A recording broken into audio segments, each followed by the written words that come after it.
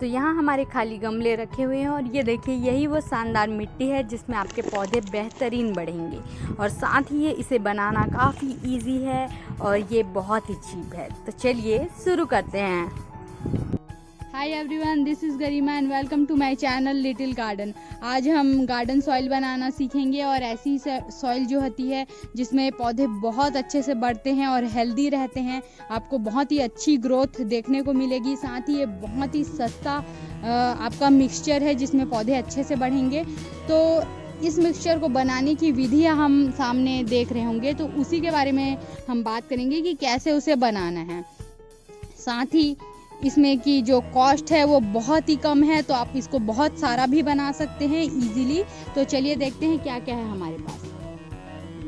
तो यहाँ पे आप देख सकते हैं कि ये जो आप सामने ही देख पा रहे हैं ये है येलो सॉइल। ये वही मिट्टी है जिसका चिकना रूप क्ले होता है और कुम्हार वाली मिट्टी आप इसे कह सकते हैं। लेकिन इस वाली पर्टिकुलर मिट्टी में पत्थर वत्थर भी है, मिक्स है। ये खेत वाली मिट्टी है। तो ये एक नॉर्मल येलो सॉइल है जो बहुत ही चिकनी और बेहतरीन मिट्टी होती है। इसके अलावा आप यहाँ पे जो देख पा रहे हैं ये हमारी पुरानी गमलों की मिट्टी है। जैसा कि आप उस तरफ देख पा रहे होंगे काफ़ी सारे खाली गमले यहाँ पे आपको पड़े हुए दिख रहे हैं। तो इन सब का जो मिट्टी है मैंने यहाँ पे निकाल के रख लिया है। और ये जो मिट्टी है ये अब इसमें पौधों की जो बढ़त थी वो प्रभावित हो रही थी, उतनी खास नहीं बढ़ रहे थे उतने खास तरीके से पौधे। तो मैंने सोचा कि इसे भी इसी मिक्सचर में मिला दिया जाना चाहिए। तो ये वाला पूरा हिस्सा जो आप देख पा रहे हैं ये पुरानी मिट्टी का हिस्सा है। इसके अलावा आप वहाँ पे जो देख पा रहे हैं ये है बढ़िया सूखा हुआ काऊ डंग कंपोस्ट। और मैंने इसे सुखा दिया था। वैसे छांव में सुखाना अच्छा होता है, पर लाते साथ मैंने इसे लगभग 1 वीक तक धूप में बढ़िया सुखा दिया ताकि इसमें जो खतरनाक वाले फंगस होते हैं जो पौधों की जड़ों को नुकसान पहुंचाते हैं वो खत्म हो जाएंगे। उसके अलावा आप यहाँ पे बहुत ही इम्पोर्टेंट चीज़ देख पा रहे हैं। चलिए उस तरफ चलते हैं। तो आप यहाँ पे देख पा रहे होंगे ये है हमारा मेन आज का मुद्दा जिसे कहते हैं धान की भूसी या धान का छिलका। इसमें आप देख सकते हैं कि बिल्कुल चावल नहीं है, सिर्फ छिलका है जिसे मल्चिंग के लिए यूज़ किया जाता है। साथ ही अगर आप चाहें तो ये देखिए ये है कोकोपीट यानी कि नारियल का बूरा। तो ये भी पानी काफ़ी अच्छे से अपने अंदर समेट के रखता है। बिल्कुल उसी तरह से ये भी अपने अंदर काफ़ी समय तक पानी को समेट के रखता है। साथ ही पोरोसिटी बनाता है। जड़ों को भी थोड़ी मात्रा में एयर की ज़रूरत पड़ती है तो उसके लिए ये बेहतरीन होता है। साथ ही वॉल्यूम को बढ़ाता है और मिट्टी के वज़न को कम करता है और डेंसिटी को भी कम करता है। तो इससे जड़ें काफ़ी ईजिली अंदर की ओर बढ़ पाती हैं और फैल पाती हैं। और जड़ें जितनी हेल्दी होंगी उतना बढ़िया आपका पौधा रहेगा। तो चलिए इसके अलावा चलिए वहाँ चलते हैं। इसके अलावा यहाँ नीम की खली है। ये जो नीम का जो बीजा या उसका जो फल का जो छिलका होता है, पत्तों का छिलका होता है, उससे इस तरह का पाउडर बनाया जाता है। और इससे बहुत ही स्ट्रॉन्ग आपको नीम का स्मेल आएगा, जिसका मतलब ये है कि ये जो स्मेल होता है ये कई तरह के कीड़ों को और बीमारी पैदा करने वाले फंगस वगैरह को मिट्टी से ख़त्म करते हैं। ये बहुत ही अच्छा होता है कि आपकी मिट्टी में अगर आप इसे डालेंगे तो इससे पौधे का हेल्थ अच्छा होगा, जड़ों की हेल्थ काफ़ी अच्छी होगी। इसके अलावा यहाँ पे आप देख सकते हैं इस वाले पॉलीथीन में है सरसों की खली। जो सरसों की खली होती है वो एक तो पहला ये फर्टिलाइज़र का काम करता है, स्लो ये रिलीजिंग फर्टिलाइज़र के लिए बहुत ही बेहतरीन होता है। उसके अलावा अगर आप इसमें देख पाएंगे तो इसमें एक खास तरह का फंगस होता है जो जड़ों को बहुत ही बढ़िया ग्रोथ देता है। तो ये भी एक बहुत ही बढ़िया फर्टिलाइज़र है जिसका आप यूज़ कर सकते हैं।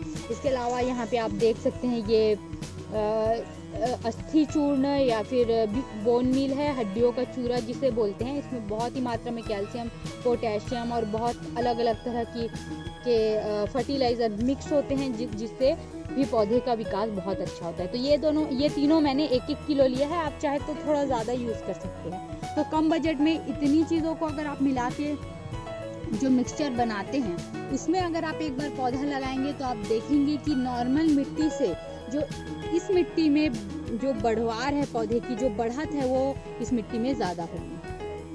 तो बात करते हैं क्वांटिटी की कि आपको इसे कितनी क्वांटिटी में मिक्स करनी है।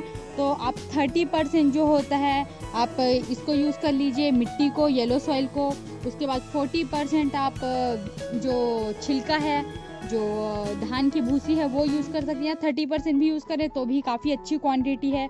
उसके अलावा तो टोटल हो गया आपका 60 या 70%। उसके अलावा आपको यूज़ करना है 20% या 30% आपको कंपोस्ट का यूज़ करना है।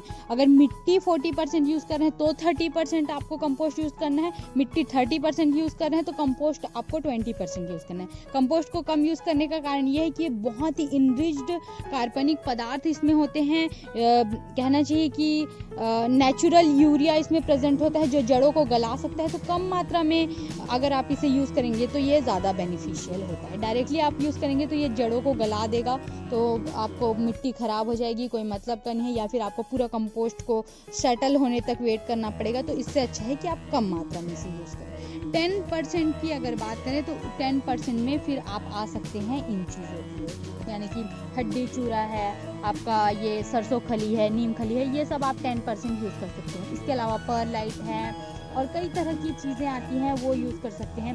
कोकोपीट आपका ऑप्शनल है, या आप कोकोपीट यूज़ कर सकते हैं या फिर आप धान का ये छिलका यूज़ कर सकते हैं।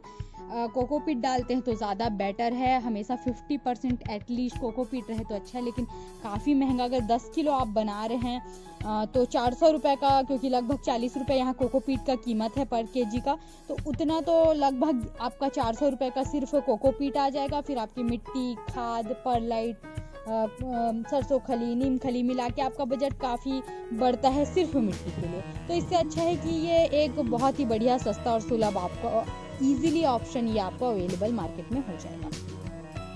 तो बात करें मिक्सिंग की, तो आप सबको एक साथ मिक्स करके भी मिट्टी बना सकते हैं, या फिर आप दूसरी चीज़ ये कर सकते हैं, अगर आप कंफर्म नहीं है कि आपका जो कंपोस्ट है वो पूरा सड़ चुका है, तो ऐसे में कंपोस्ट के नीचे लेयरिंग कर दीजिए, बाकी सबको मिला के उसमें 10% कंपोस्ट मिला के आप ऊपर में बेड बना सकते हैं। ठीक है, ये पहला तरीका है। दूसरा तरीका ये है कि आप सिंपली सबको मिक्स करके कंटेनर में भर के सीधा पौधा उगा सकते हैं, अगर कंपोस्ट अच्छी तरह से आपका सड़ चुका है तो कोई प्रॉब्लम नहीं है। इसके अलावा बेडिंग की बात करें तो यहाँ पे आप देख सकते हैं 2 तरह की चीज़ें मैं यूज़ कर रही हूँ। यहाँ पे पहला है ये ड्राई वाला, ये जो पत्तियाँ हैं इसे अच्छी तरह से सुखा दी गई हैं। ये देखिए,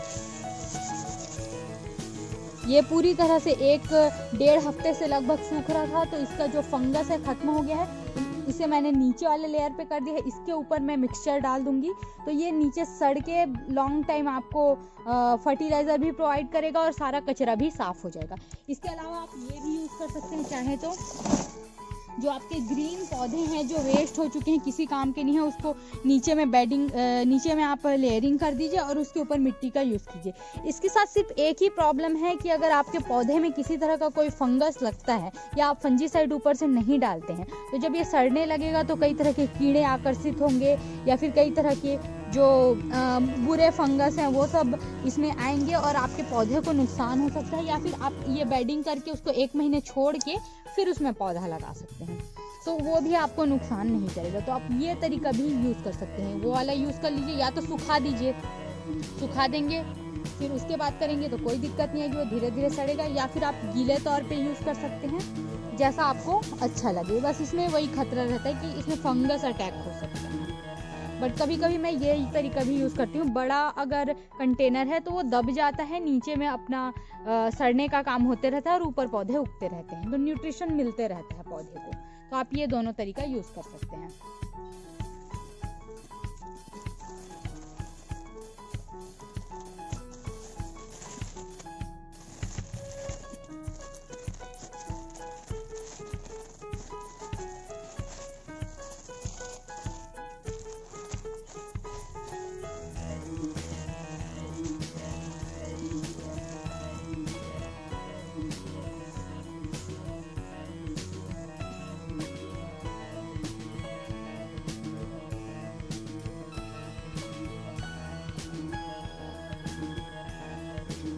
तो ये देखिए पूरी मिट्टी अच्छे से मिक्स हो गई है और अब ये बास्केट्स में भरे जाने के लिए तैयार है। तो आपको मैं थोड़ा सा दिखा देती हूँ। यहाँ पे आप देख सकते हैं कि ये मिट्टी कितनी बढ़िया पोरस मिट्टी है। है ना। और नॉर्मली अगर आप किसी खाद को या मिट्टी को उठाएंगे तो आप देख सकते हैं कि बहुत ही डेंस और टाइट होती है, जिसमें जड़ें अच्छे से विकास नहीं कर पाती।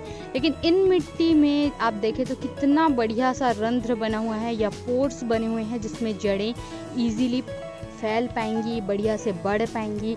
तो ये एक बहुत ही बढ़िया और अल्टरनेटिव ऑप्शन है कोकोपीट के लिए। ज़रूरी नहीं है आप ये ऑप्शन यूज़ करें, आप कोकोपीट यूज़ कर सकते हैं, वो और बेटर है। पर अगर आपको नहीं मिलता है या आपका बजट लो है तो आप ये वाला जो ऑप्शन है वो यूज़ कर सकते हैं, यानी कि धान के छिलके का। तो मैं इन्हें जल्द ही उन गमलों में भर लूँगी। आई होप आपको वीडियो अच्छी लगी हो तो प्लीज़ लाइक कर दीजिए। आपके लाइक से मुझे बहुत मोटिवेशन मिलता है।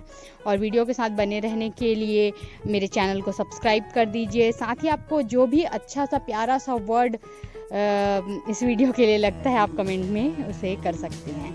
इस तरह से हम और क्लोजली जुड़े होते हैं, क्योंकि मैं अक्सर कमेंट्स ज़रूर देखती हूँ और रिप्लाई करती हूँ, आपको पता है। तो हम नेक्स्ट वीडियो में मिलेंगे next time. Thanks for watching, bye bye.